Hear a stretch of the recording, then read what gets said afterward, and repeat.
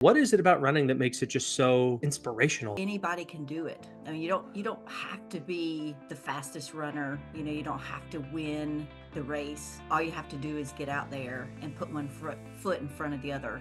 Dawn White is the head coach and founder of Next Step Performance Training. She helps runners of all levels set and achieve their running goals. She also helps put on the best races in all of South Carolina as race director of NS Promos in Myrtle Beach. In this video, Dawn and I discuss how to properly set goals and how to give yourself the best chance to achieve them. Ladies and gentlemen, Dawn White. But yes, I did wear this green hoodie just for you. I'm moving away from the green hoodie. What in the world? The Sarah's green hoodie making does you. not make as many appearances as it once did. Okay. So what are you wearing now? I Just mean, normal instead, clothes, just normal clothes. adult clothes. I see. I'm not a running instructor like you, so Mm, I can't get away with wearing this because you wear it. People are like, well, that's what she does. right, right, It's not athleisure. It's right, actually like business wear. right. I wear it, and it's like that guy's just lazy. So, but for you, I did bring the hoodie out. So, I appreciate that. I feel very special. well, good, well, good. And I know that you just wrapped up one run season and immediately starting on to another. So, how was the fall? I know that's the craziest time. And You talk. I was gonna wear one of my Run Myrtle Beach, one of my Ah, Myrtle Beach mini shirts, but I yeah. didn't. But how was the mini? It went really well. Our numbers were up, and we added we added some new things. We gave prize money for the overall winners, and we had a Oh, dang! former. That's the first Yeah. time you've done that. Yes. Um, Wow. and so we had some people from this college, and I cannot think of where they're from, but I know they came specifically because they wanted to win the prize money, and they did. And then we had a. It was actually my running coach, but he was a former professional runner. He flew from Portland, from Oregon over here, and he was our special guest. We did some at Dave and Buster's. We did some live Q&A sessions with him, and so he was here for packet pickup and race day, and it was really nice. It's just a little different, just trying to do some different things, but. The weather was perfect. It was a little chilly, and so everybody was happy and ran well, lots of PRs, but our numbers were up, so that was a big thing. It's such a fun race, and I will put a plug in for two things. One, the Myrtle Beach Mini Marathon, if people don't know about it, is a phenomenal race. It is a great course. It is really well run, and there are just nice people who do. The Yeah. running community is generally just nice, but I know that I've run in some races that not that they're not nice people, but they're not as personable as maybe other places. Myrtle Beach is so good. Dawn is the race director for that and does an incredible job with it every year. And a little plug, Dawn helped me get my PR in the last half marathon that I did, which is a shame that that's the last one. I need to get back on the horse. She helped me Now, knock my time down by an hour, yeah, I was gonna say you gotta tell them how how much you knocked it down. Yeah, you did which I think great. that's less of how much of an accomplishment it was for that race and more of just how terrible the previous PR was. But no, I'm just kidding. I'm actually really, really proud of that. Yes, I have it I was hanging. very It's in my proud. hallway. I Yeah. took the bib and framed it, and it has the Oh, time and nice. everything. And oh yeah, yeah, yeah. Okay. No, that meant a lot. That meant a lot to me. Yeah, Yeah, yeah. You but did great during that cycle. Yeah, you were very consistent. I need to get back on it because Yeah, I've let things slip, and it's not good. So I might be yeah. calling you on other things There we soon go. I'm too. here. But that thinking about it, and anyone who's ever run before, running is such a I don't know how to describe running, and maybe I should ask you to do it because this is your business, but like running taps into something that just maybe inspiration's the wrong word, but there are so many inspirational things that I have seen with other runners or that I've experienced myself. Why do you think that is? What is it about running that makes it just so inspirational, I guess? Well, I think because anybody can do it, first of all. I mean, you don't have to be the fastest runner, you don't have to win the race. All you have to do is get out there and put one foot in front of the other. And you don't even have to run the whole time. You can just walk. And you can accomplish things by just, going a little bit further that next day or that next week, or maybe going a little bit faster. But it doesn't even have to be any of those. It doesn't have to be time based or anything. It just could be how it makes you feel, getting healthy. So I think that, to me, that's probably the biggest thing, is that it is for anyone. And a lot of people don't really get into running until they are adults. Even myself, I used to, I played sports growing up, but I didn't like to run because it was always the punishment for, being late to practice. And I hear so many people say a similar thing, that they didn't really get into running. And now, and anybody that knows me, I'm pretty much obsessed with running, and it's something that I have to do. So I think it's for anybody. There are far worse things to be obsessed with than This running. this And is true. Yes. well, and it's funny though, like one of the things that you just talked about, how anyone can do it.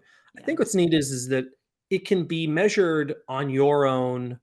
Right. You can set the bar for accomplishment with yourself. Like you said, you don't have to go out and think, I'm going to set a world record every time I Right. run. For me, it was about getting my halftime down from 3 hours to 2 hours. Hmm. And the fact that it's something that you can set the benchmark, and then how hard you want to work, like you get in what you put out of it. Right. But all that being said, and I'm dying to ask you this, Okay. like you've worked with a lot of different runners on a ton of different levels. Yes.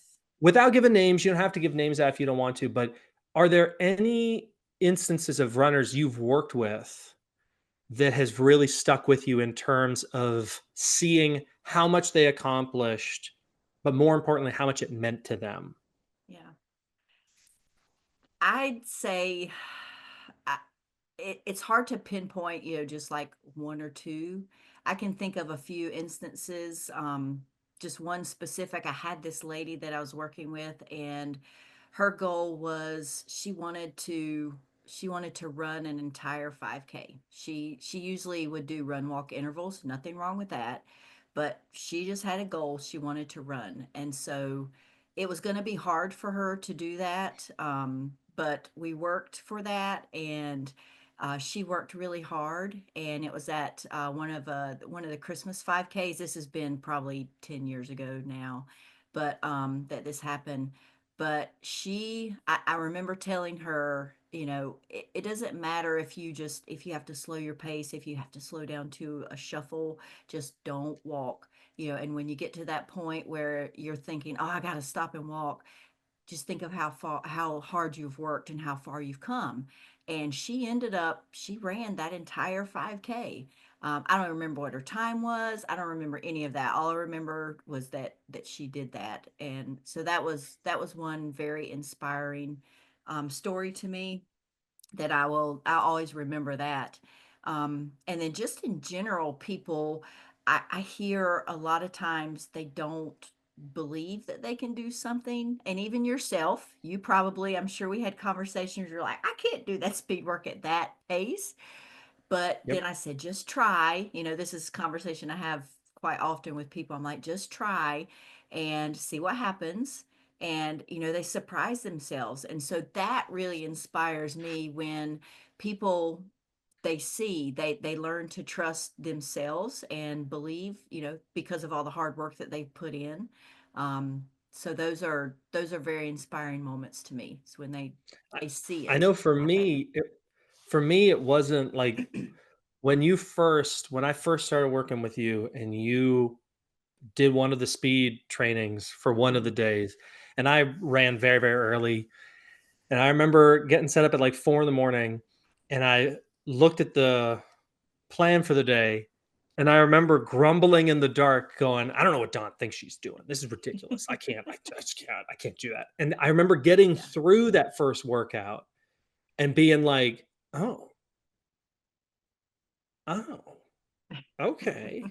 And it was just like I didn't complain again to myself, because I just was surprised that I could even get through that. Right. And I mean, that's such a cool thing about running, is that yeah, Yeah. you measure yourself against kind of whatever you want. It could be the Right. time, it could be your feeling, it could be whatever. But and that's what I liked about working with you too, was that you were very clear about like this is what, like, you can set your benchmark. What is it you want to accomplish? And then Right. putting a plan specific to meeting that goal.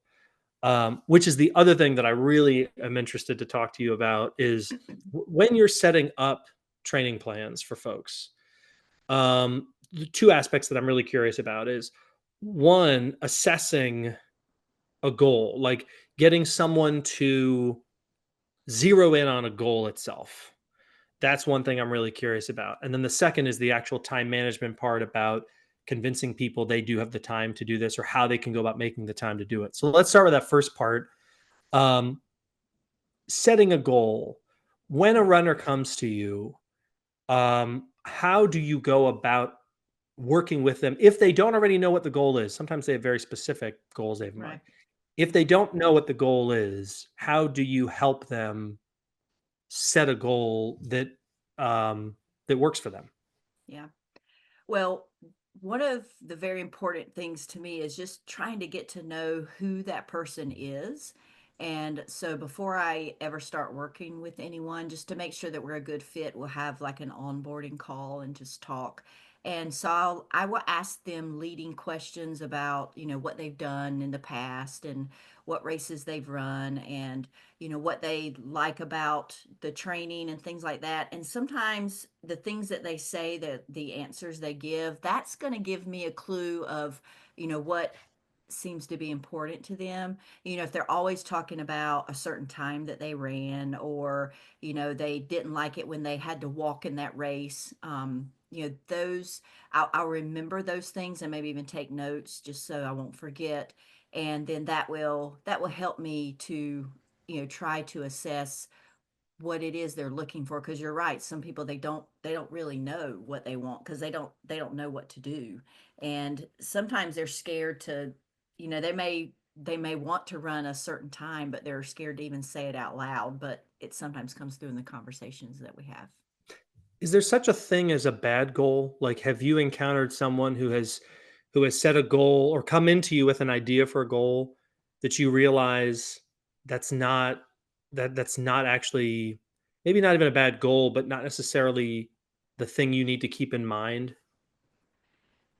Sometimes people, their expectations might be a little higher than what they're able to do at that moment. But what I try to never do is to limit someone, because honestly, I don't really know what that person is capable of. I mean, just like you cut off an hour of your half marathon time. So what if another coach, you were talking to another coach and you said, I ran a 3 hour half marathon, and that coach never tried to figure out anything else but only trained you as if you were capable of a 3 hour? Where would you be? You wouldn't have run an hour faster. So I never try to limit. I will say there have been some people that have told me things that they wanted to do, and in my mind I'm thinking, there's no way you're going to be able to do that. And then I stop myself. That's only happened a few times. But maybe someone has said something. I don't even want to say what they've said, but I try to catch myself, and because I don't want to limit them, because I don't want my coach to limit me if I, have a big goal. And shoot for the moon. Because we don't know. I mean, we don't really until we start training. I don't know what they're capable of. We just don't. So one of the things that actually reminded me, and I know this will resonate with you because you, like I, am a fan of the Walt Disney Company and Disney history and Yeah. all that.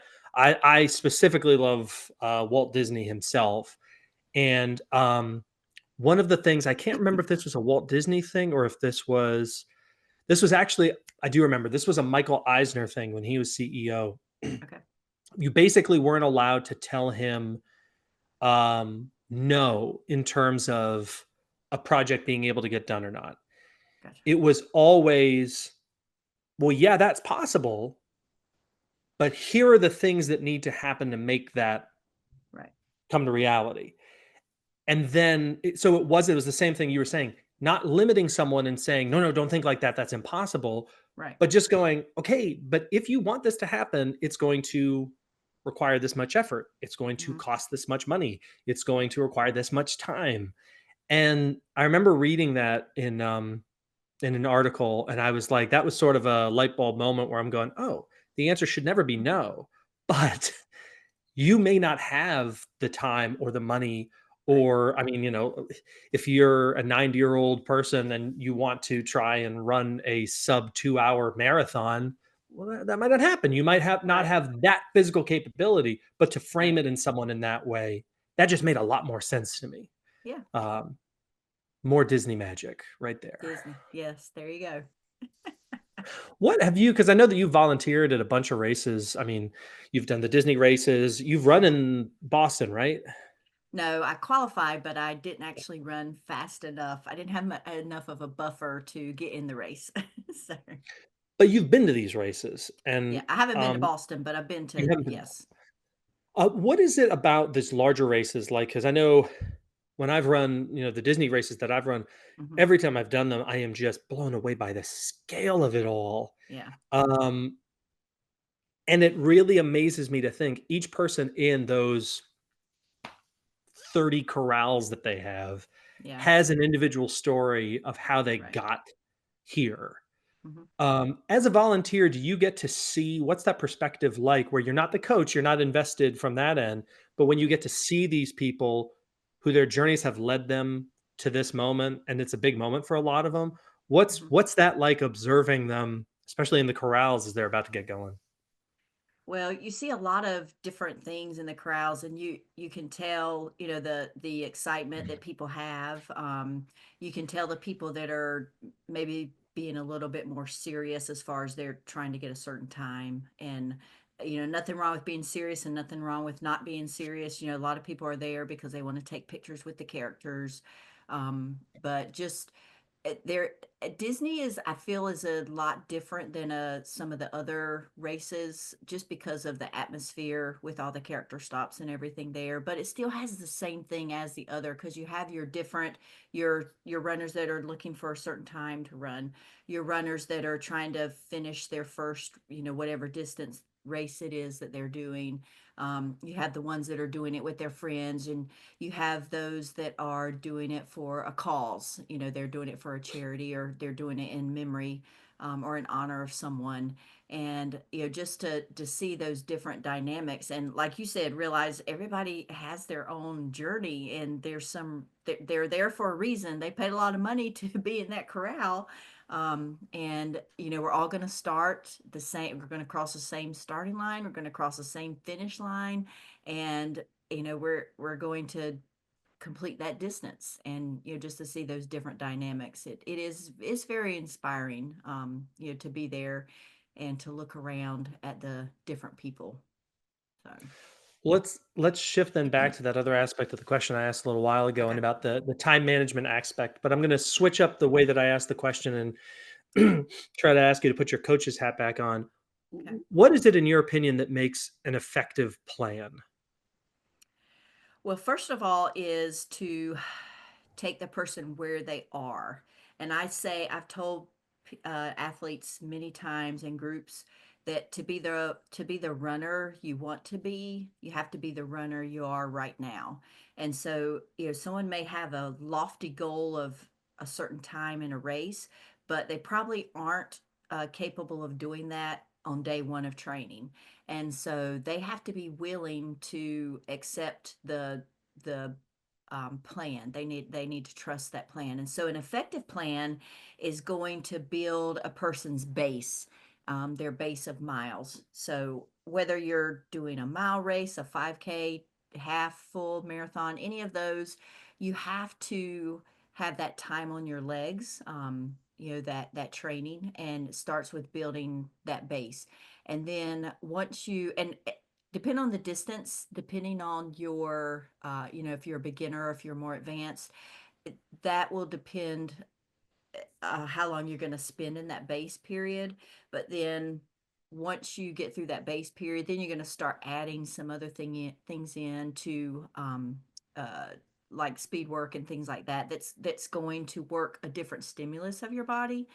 And so those things, the base, the speed work, tempo runs, longer runs, things like that, all of that is going to start working together to show your coach, to show me what it is that you're capable of. And so then we can start looking at whatever goals you have, whether it's a time goal or whatever else it is, and can start tweaking from there. But the effective plan is, first of all, definitely going to build that base, because you don't want someone to get injured. And a lot of people, they will stop running because they try to run too fast. And in people's minds, seriously, they think, oh, I can go run a mile. And then they go out there and they try to sprint, and they just about die and they Yeah. quit. So sounds like you've Yep. done that before. Once or twice. Yeah. So, And especially it's funny though, but what you said there about running, knowing where you are, like understanding this is where you are. And that could be frustrating too. I'm sure you've encountered this where someone, mhm, for example, when I start training again, it's going to be very frustrating because I have gotten lax and yeah. all of a sudden running a mile is going to be a difficult thing at the very beginning. Um, how do you deal with someone who maybe has had experience running in the past, but whether it's through injury or just not running, Mhm. comes back and has to face the fact that they're in a different place than where they were? Maybe after they go through that base process, they realize I am a lot further behind than I thought. How do you as a Yeah. coach approach that to help them mentally understand that this mountain can still be scaled? Yeah. Well, let me share a personal story that has actually just happened that helps me to understand exactly what you just said. Um, for the past like 3 years, I've kind of had some off and on injuries. And so after I ran the Eugene Marathon this past April, my coach said, we are shutting it down, because I ran that kind of injured and jacked up on Advil just so I could get through the race. And so I basically didn't run for about 3 months this summer. And I was in the pool aqua jogging for about 70 hours. It was torture. I hated it. Yes, I did. Oh yeah. Yeah. Because you know how much I love to run. Um, and so when I came back, and I had a tendon, I had tendonitis in my foot. So that was what was going on, the most recent injury. And so we started out really slow, maybe try to run for 1 minute. And, that was a little difficult. My foot was still hurting. And so we just kind of gradually build up. Well, in my mind, I'm thinking, I've been running for 17 years, so I should bounce back just like that. And, I'm 54 now, and it wasn't happening. And so it took longer for me to get back my base of miles, than I thought it should. And I was pretty frustrated, but I also tried to look at it from the other perspective of, okay, I didn't really remember what it was like to start running, because I'd been running for so long and I had never really had like serious injuries until these past 3 years. But I pretty much started back from zero, kind of like probably like what's going to happen when you start running again. And just learning to build back up. And so, I've had athletes that have been injured, and when they start to come back, and I tell them, and I have an athlete right now that has been injured, and or was sick actually, and I had to take off. I probably didn't run for over a week. And I told that person, I said, we're going to start slow. We're not going to run every day. We're going to just have to build up. And they were like, okay, because at this point they trust me. And so they know that I know what I'm talking about. And especially with what I had just gone through with my own, personal running. And so we are just slowly building back up. So how do I help that person? Kind of like, to answer your question now, is that, one, I can give them my personal experiences, and, tell them that I do understand. And yep, I know that it sucks, but, it's just, what are we going to do? We can't push through. We're going to get injured again. Um, and, just building back up the mileage, and just reassuring them, that it is okay, and that they are going to get their fitness back. It's just going to take a little longer than what we thought. Um, but it's amazing to me how much something as physical as running, especially, ultimately is so mental.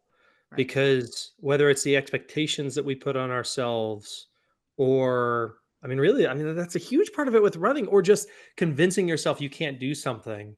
Right. What I mean, that's a huge mental hurdle to go through. Are there any like exercises or things that you recommend a runner does, particularly with visualization? That's something that I've always been interested in. But before we get to that, some exciting news. Introducing the Stories with Sweeney t-shirt shop. Whether you want to represent your new favorite podcast or enjoy classic patriotic t-shirt designs, you'll find it all at the Stories with Sweeney t-shirt shop on Bonfire. Plus, for a limited time only, you can pick up a t-shirt design inspired by today's guest. That will be revealed at the end of this video, so stick around for that. Otherwise, click on the link in the description below and start shopping. And now, back to the show. I grew up playing golf. I still play golf, and visualization was something that a guy named Dr. Bob Rotella was the first person that I encountered it. Um, but how much does that play into, if not visualization, almost manifesting to convince yourself you can do something? What exercises, or what do you guide your runners in that arena? Well, some things that I have done in the past is I will tell the runners um some things that they can expect, like if they're, if they're going to run a marathon, telling them, or even the half marathon, even 5K, really any race, this is not going to be comfortable. Anytime you're trying to push past, your limits, it is going to be uncomfortable. And so we try to mimic those things sometimes in our training, with some of the speed work and the paces that I, ask them to run. And I'll tell athletes sometimes, and I try to do this myself, that, if I'm on a training run and it's just not going well, I try to use that opportunity to visualize, okay, what if I'm in the marathon, and I have, 10 miles left, what am I going to do? And just trying to visualize and trying to push through mentally and deal with that discomfort, that is going on there. We don't always, we can't always recreate that stuff, but if we're aware of, if it happens during our training, because you don't really know, but if it does, then just use that opportunity to, picture, the last 2 miles of the marathon. And that just happened to me actually just the other day. I was running and it was getting a little difficult. And I was like, okay, I got 2 miles in the marathon because I've got a marathon January 12th. I'm doing Disney. So like, okay, I got 2 miles left, and what am I going to do? And so then I was able to try to, kind of push through. So just taking advantage when those opportunities arise, because you can't always make it happen during the speed work or things like that. How much does routine figure into that? Because, like you said, if you get into the idea that you try to replicate the conditions as much as Mhm. possible, then it really can go down the line to the way you put your shoes on, the type of running shorts that you have, how you prepare for a race. How important is routine in terms of the overall planning that goes into a race? I think that it is very important. And I feel like most runners, that do a lot of training, they are probably leaning more toward the A-type personality. And so they like a lot of structure. They like a lot of, consistency. And I remember when I first started running, and my coach, he would have me do the same warm up, like the leg swings, everything, because he wanted me to not have to think about that. And so when it came time for race day, I didn't even, it's kind of like brushing your teeth. You don't even hardly remember that you do it, but you do it. It's just a habit. And so that was how it was, with me, with my warm up. And I pretty much do the same warm up that I did some 17 years ago, and I don't even think about it. So I think that consistency that can help with, the nerves that might happen, whether it's that speed work that you're doing, because people get nervous about speed work, just like what you were saying earlier when you saw that first one. You were like, what is she thinking? And so your heart rate probably was a little up. And so you don't really want to have to think about, okay, what am I supposed to do next? Am I supposed to do a leg swing, or am I supposed to do a squat? Whatever. If you've already built that habit and you don't even have to think about it, but you just get it done. And so that will help with your nerves. I think it also help with mentally, because you're not having to think, you're not having to use up that energy to think about, a lot of different things. That makes sense. See, and that's where I used to laugh at stories, particularly with hockey players, because hockey players tend to have a reputation of being very superstitious. But I Right. remember an interview with Wayne Gretzky where he was asked about it because he used to famously eat something like he would eat 2 hot dogs and have a Diet Coke or something before every game, but then Okay. he would get dressed the same. He would dress, I think, like the left side of his body first, then the right side, then he had a specific way he did, and they asked him about being superstitious, and he goes, "No, it was about routine and making sure that I was as comfortable playing a game in the Stanley Cup Finals as I was putting on the ice skates and going out to the pond as a kid." Mhm. Mhm. Because now your brain is just so locked into, Right. this is what we do. Right. And I'm sure the great runners like I'm trying to think, I always mispronounce his name. Is it Meb? Meb Keflezighi. Meb. Yeah, Yeah. Meb. Yeah. Um, I just remember seeing him run, not in person, but on television, and Mhm. like like a lot of these athletes, you just were like, this guy's locked in.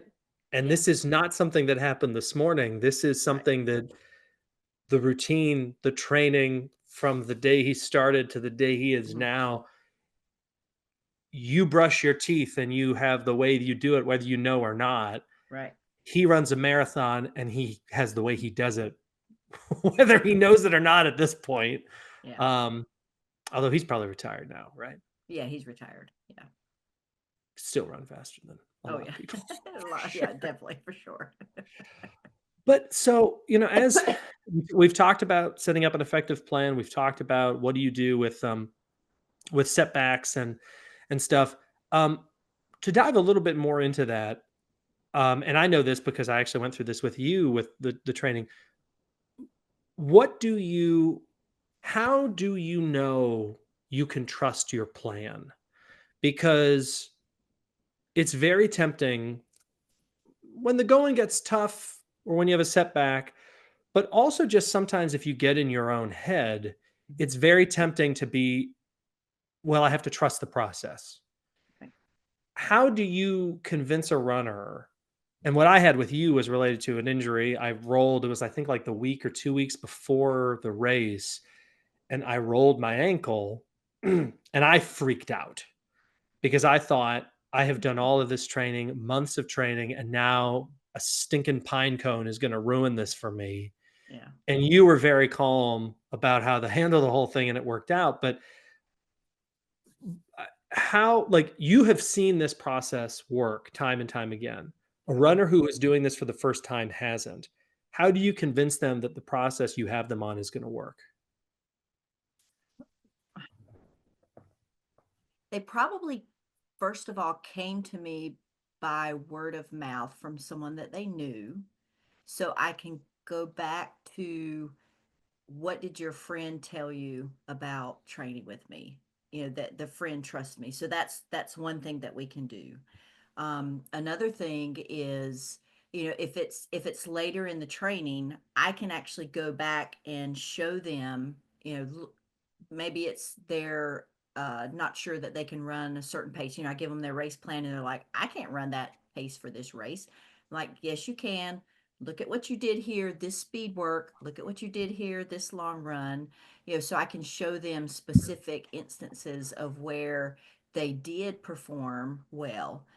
If it's early on, then it might be a little more difficult, and sometimes it's just going to have to come down to that, they've paid me money, they trusted me enough to, at least work with me for this month, and so hopefully they will, just try to come through.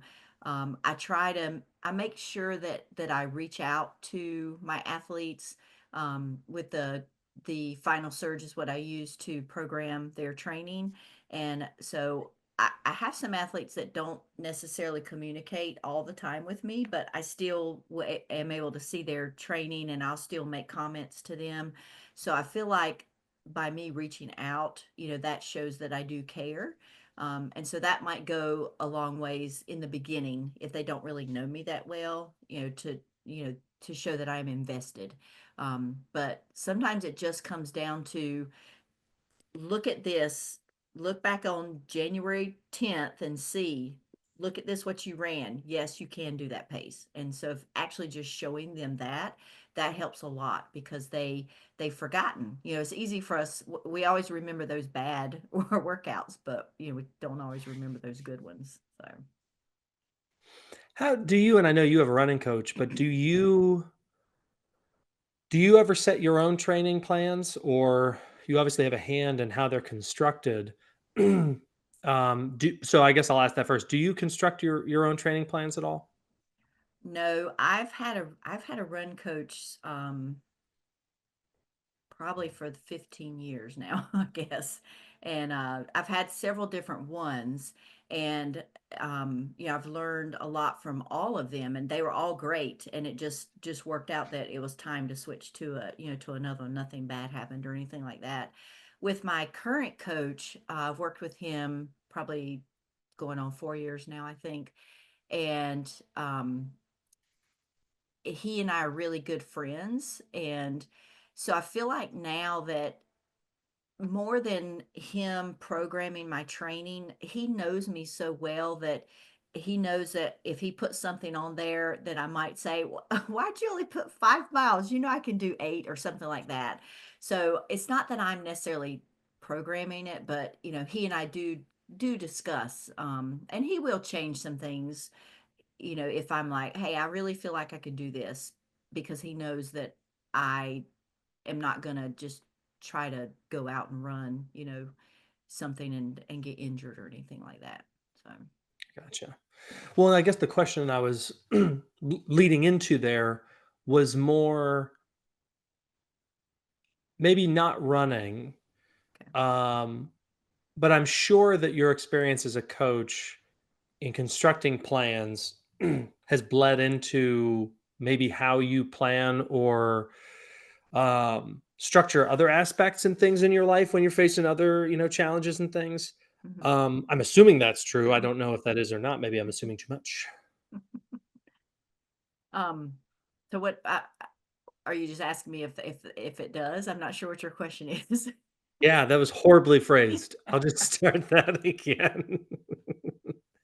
Has I guess that is the question. Has what have you learned while putting together training plans and experiencing training plans for yourself? How has that translated to other aspects of your life? Because whether it's cleaning a room, Mhm. running a marathon, setting a goal for yourself, what have you learned during the course of your running life that has helped you set goals and establish routines to be successful in other aspects? Yeah. Well, I've learned that I can do hard things and that success takes a lot of time and effort and it's not going to happen overnight. I can be a very impatient person, and I like to do things quickly and just to get them done because I just want to have it done. But with running, I've had to learn that, especially in training for the marathon, and that's my at this point in my life, that's my favorite distance to train for and to run right now. And to do that properly, it's going to take time. You have some 16 weeks. Well, that's a long time for anything. And I was never used to doing anything for that long. My first marathon back in 2011, I didn't have a coach at that time, but I followed a 20-week training plan. And when I finished, and I hardly missed any days or any of the training things. I didn't run every day, but I followed that pretty much to a T. When I finished that, I was amazed. I'd never done anything for that long of a time. And that it's really taught me patience, and that, it's okay for things to take a long time, and it doesn't mean that you're not going to be successful. And there's different ways to obviously measure success, because usually the marathon is going to win, so to speak. But I don't know if that answers your question, but yes, it's just definitely taught me a lot of patience, I'll say. No, that 100% does, and that actually I that resonates with me a lot, especially now because I have a lot of goals, not necessarily for the new year. Mhm. We're recording this now; it's just after the new year, and so I have a lot of goals, not necessarily for the year, but that kind of lie ahead, and they feel like very tall mountains to climb, Right. and that's something that I'm trying to constantly remind myself of is that a little bit every day makes a big difference. Right. And there's so many things in life where that is so hard to do. But the marathon or just running in general is such a good analogy for that because it ultimately really does come down to one foot in front of the other, doesn't it? I Right. It mean, does, for sure. and it is always interesting to see people finish. I always think it's so cool at the end of races, like to see the different emotions that people have. You have Mhm. some people who it's like just a day at the office. Right. And then you have some people who, like me, when I finished my half, I like immediately like burst into tears, as my wife gave me a hug because it just meant a lot, like, to Yeah. where you were to where you've been. And then you have others who are just over the moon, happy as can be. Right. Um, what's this is just random on top of my head. What's the strangest reaction to finishing a race that you've ever seen? Um, I was so the mini marathon, before I became the race director, I used to volunteer, and I'd ran that race several times as well. But this one year I was volunteering, and I was passing out the finisher medals, and someone crossed the finish line and they threw up at my feet. Classic running. It didn't get on me, but and it's somebody that I knew, so we kind of laugh about it to this day. It's like, oh, That's okay, even better that it's someone that you knew. That's yes, fantastic.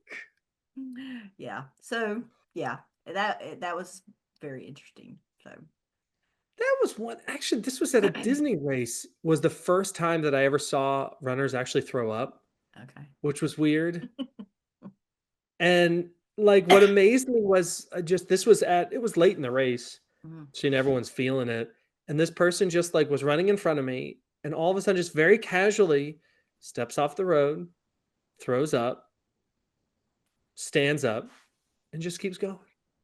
And I was behind him far enough to where I could see this happen, and I was Yeah. like, "Well, if they can do this, I guess I've got it."